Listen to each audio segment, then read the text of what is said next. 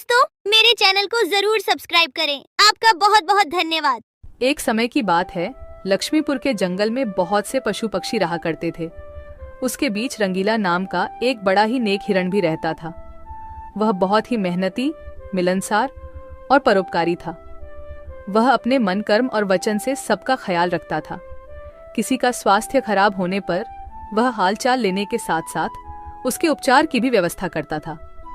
वह जहां रहता था वहां अपने मेहनत से चारों तरफ हरियाली रहता था। एक बार रंगीला स्वयं बीमार पड़ गया। उसे ऐसा बुखार चढ़ा कि उतरने का नाम ही नहीं ले रहा था। उसने स्वयं कुछ जड़ी बूटियां खाई, लेकिन कोई लाभ नहीं हुआ। उनकी बीमारी की खबर पूरा जंगल में फैल गई थी, लेकिन उसे देखने के लिए कोई नहीं आया। तब उसका मन अधिक मुरझा गया। उसे उठा नहीं जा रहा था। फिर भी वह उठकर थोड़ा आगे आया और उसने देखा कि 2 हिरण उनके इलाके में आ गए थे।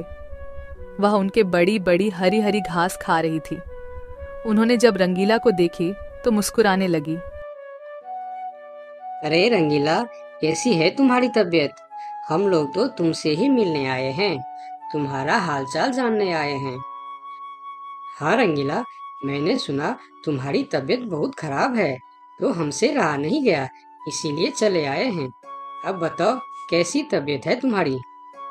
तबीयत में कुछ सुधार नहीं आया है, अब कोई दूसरी दवा लेनी पड़ेगी। हाँ हाँ, अच्छी दवा लेना और अपनी ख्याल रखना। अब तुम आराम करो, हम चलते हैं। रंगीला मुड़कर अपनी घर के तरफ चला गया और इधर दोनों हिरण फिर से रंगीला के इलाके के हरे हरे घास खाने लगी। हमने इस जगह के बारे में जितना सुना था उससे कहीं ज्यादा पाया। रंगीला ने बड़ी मेहनत से ये गुलशन सजाया है। चारों तरफ हरियाली ही हरियाली है। देखकर और खाकर तबीयत खुश हो गई। अभी पेट भरकर खा लेता हूँ, फिर कल रंगीला से मिलने के बहाने आ जाऊंगा। हमें रंगीला से क्या काम, हमें तो यह हरियाली खींच लाई है। चलो, हम फिर कल आएंगे रंगीला से मिलने के बहाने। जब दोनों हिरण का पेट भर गया तब वह वहां से चले गए और अपने इलाके में जाकर वह रंगीला के इलाके के हरे हरे घास के बारे में तारीफ करने लगे। अरे भाई, यहाँ सूखे घास खाकर पड़े हो, वहाँ जाओ रंगीला के दरबार में, रंगीला का हालचाल पूछो और पेट भर के हरे हरे घास खाओ। बहुत अच्छा है रंगीला, उसके बीमार होने पर भी हमें हरे हरे घास खाने के लिए मिल रहे हैं।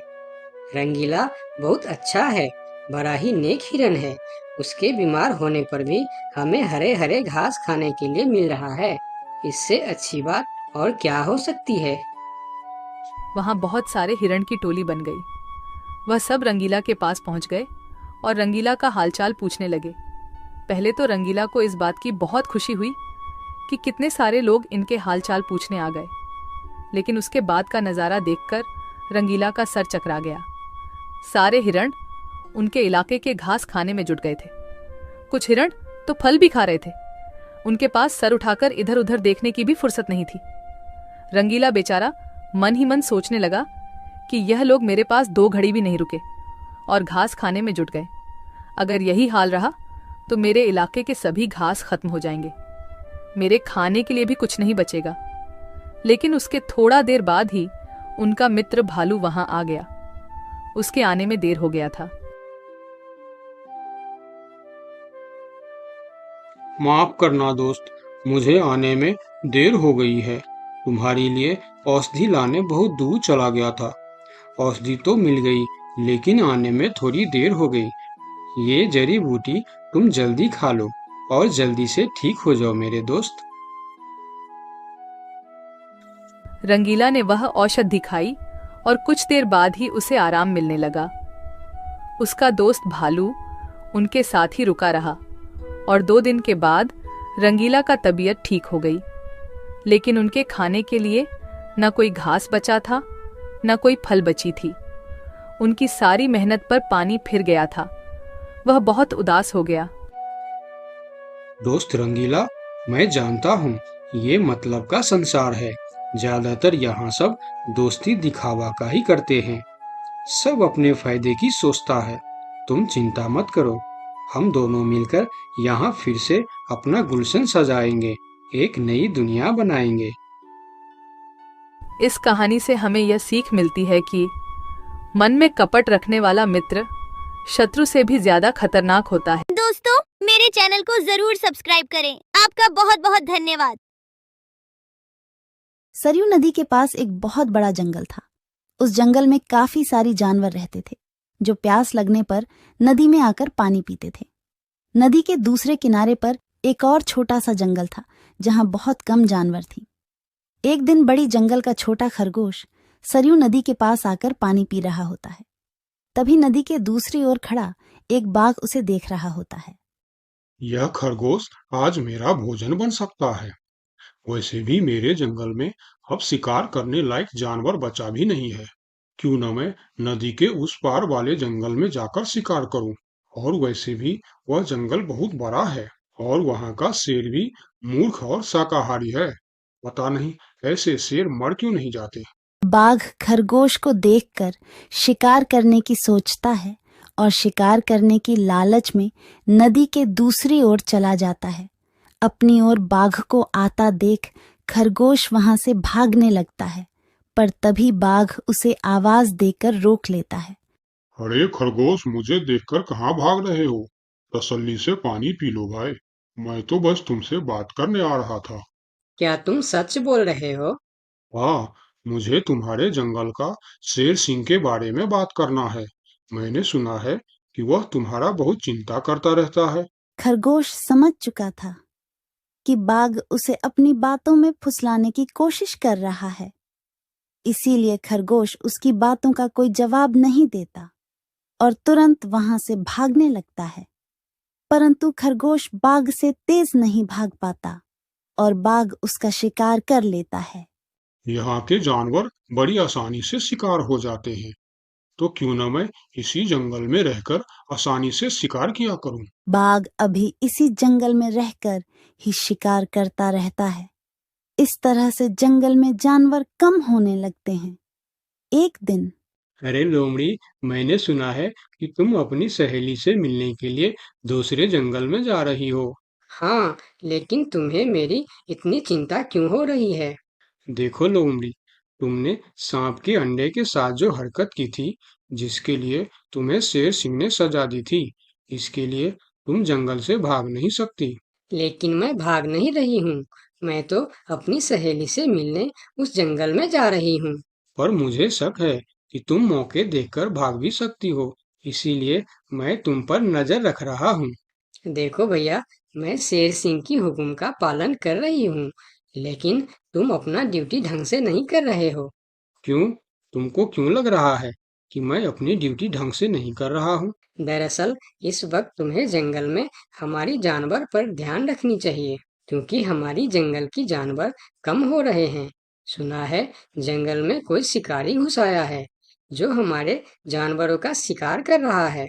लोमड़ी, तू चालाक है, ये मैं जानता हूँ, लेकिन मैं भी इतना बेवकूफ नहीं हूँ, ये तू जान ले। मैं तेरे बातों में नहीं आने वाला।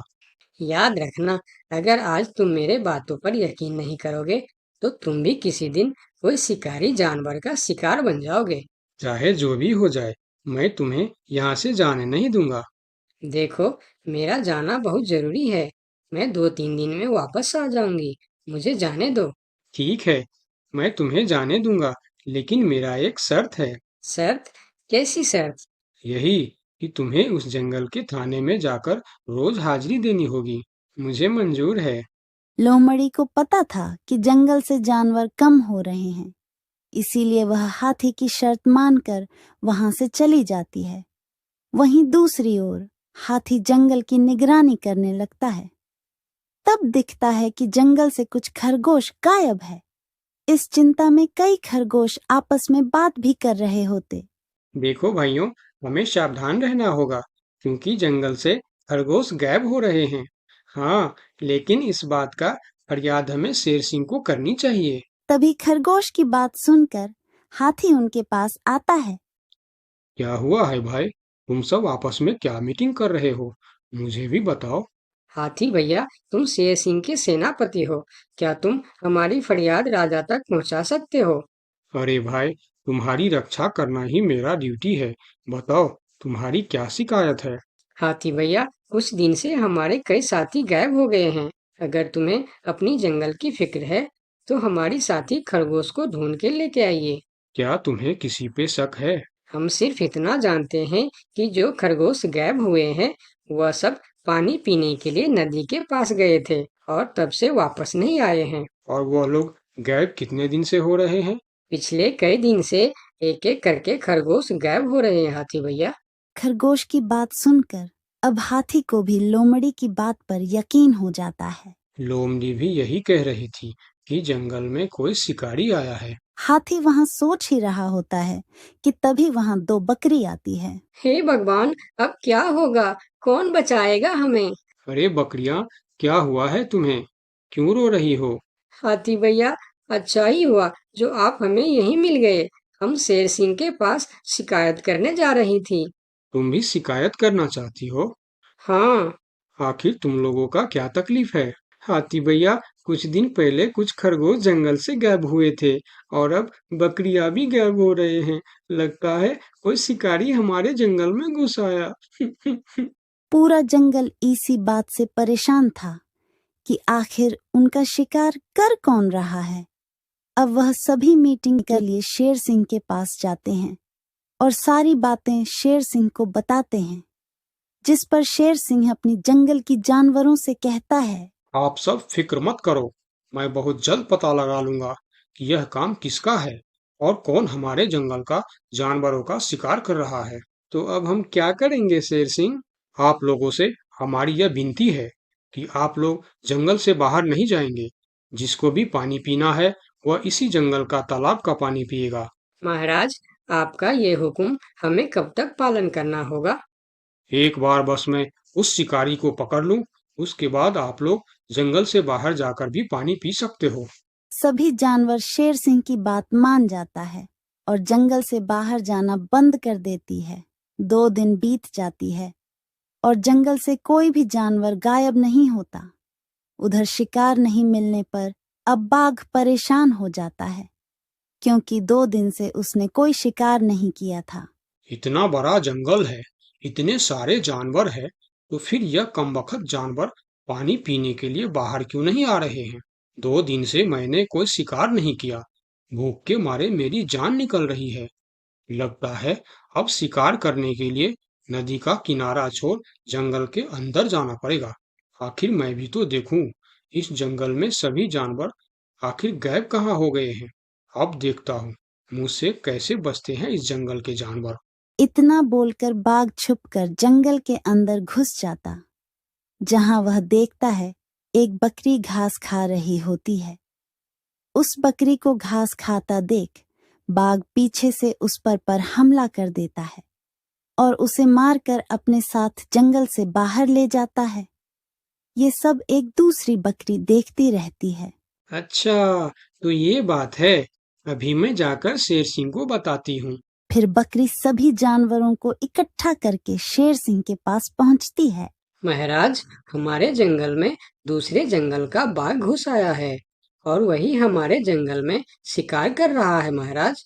वह बहुत तेज और बहुत दुष्ट शिकारी है।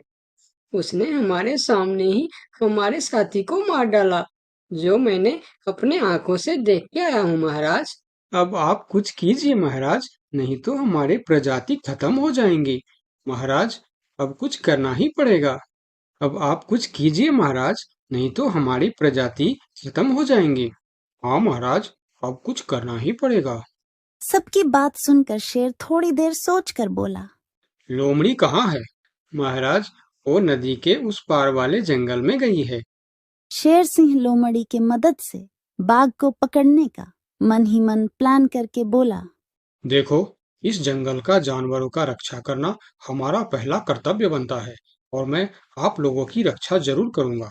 बस आप सबको मेरा साथ देना होगा। जैसे मैं बोलूंगा वैसे आप सबको करना होगा।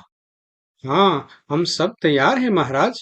तो सुनो, आप लोगों में से कोई भी उस नदी के किनारे नहीं जाएगा और जब वह शिकारी को शिकार नहीं मिलेगा तब वह जंगल के अंदर आने के लिए मजबूर हो जाएगा, और वो जब जंगल के अंदर आ जाएगा तब मैं जंगल के किसी एक जानवर को उसके सामने भेजूंगा। फिर जैसे ही वह मेरे भेजे हुए जानवर का शिकार करने जाएगा, हम सब उस पर हमला बोल देंगे। मतलब हम में से किसी एक को अपनी जान खतरे में डालनी होगी महाराज। हाँ, मगर मौत के मुंह में जाने के लिए कौन तैयार होगा महाराज, वह तुम्हें कल पता चल जाएगा। शेर सिंह अपने गुप्तचरों द्वारा लोमड़ी को संदेश भिजवाकर उसे वापस बुलाता है। आपने मुझे इतनी रात में यहाँ क्यों बुलाया महाराज? लोमड़ी, मैं तुम्हारी सजा माफ करना चाहता हूँ, मगर तुम्हें मेरा एक काम करना होगा। सजा से छुटकारा पाने के लिए मैं कुछ भी करने के लिए तैयार हूँ महाराज। ठीक है, तो सुनो। लोमड़ी की हाँ करती ही शेर सिंह ने बाघ को पकड़ने का प्लान उसे बता दिया। महाराज, जब बाघ मेरा शिकार करने आएगा तब आप मुझे टाइम पर आकर बचा तो लेंगे ना? मैं शेर हूँ, कोई नेता नहीं जो वचन देकर मुकर जाऊंगा। तुम निश्चिंत रहो, तुम्हें कुछ भी नहीं होगा। अगले दिन प्लान के अनुसार लोमड़ी नदी के किनारे जाता है। शिकार को आता देखकर बाघ खुश हो जाता है। वाह, आज मुझे पेट भरकर खाना मिलेगा। शिकार के नजदीक आते ही मैं उसे मार दूंगा। लोमड़ी डरते डरते नदी के किनारे पहुंच जाता है। हे भगवान, टाइम पर शेर सिंह को भेज देना। कैसी हो लोमड़ी? मैं ठीक हूँ बाघ भाई। अभी तो तुम ठीक हो, लेकिन थोड़ी देर बाद ठीक नहीं रहोगे। क्या मतलब? मतलब ये कि मैं अभी भूखा हूँ, और जब मैं भूखा होता हूँ तो किसी का भी शिकार कर लेता हूँ।